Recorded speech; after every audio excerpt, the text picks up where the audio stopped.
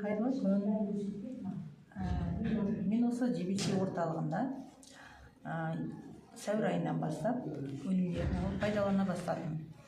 Менің денсаулығым 2018 жылы сол жақтағы бүйрегім кішірейген, яғни солып қалған деп врачтар сондай диагноз қойған. Содан бері менің жұмысқа деген қабілетім өте төмендеп, сәл жұмыс жасасам әлсіреп шаршап қалатын едім.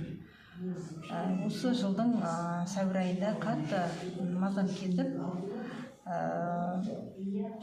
скорый алып кетпекші болған, бірақ мен докторға бармай үйге келіп, осы Гүлжамал ханым арқылы жебеше компаниясындағы осындай өнімдер бар екенін естіп, сол өнімді алып ішуге шешім қабылдап, соны іштім. 2 ай болды, результат керемет. Мен осыдан 2 күн бұрын УЗИ-ға барып түстім. Сол бүйрегім 100% жұмыс істеп тұр деді. Зобыңыз да жақсы, бүйрегіңіз де жақсы. Бәр жері. Не іштіңіз?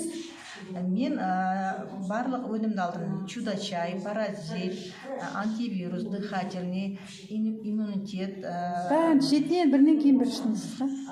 Маған айтты, уақытысымен ішу керек деп. Гүлжамал ханым өз уақытысын жазып берді. Мысалға таңғы сағат 4-те паразитті ішем. О схемасы бойынша іштіңіз? Схема бойынша іштім. Неше ай іштіңіз? 2 ай 8 күн болыпты бүгін.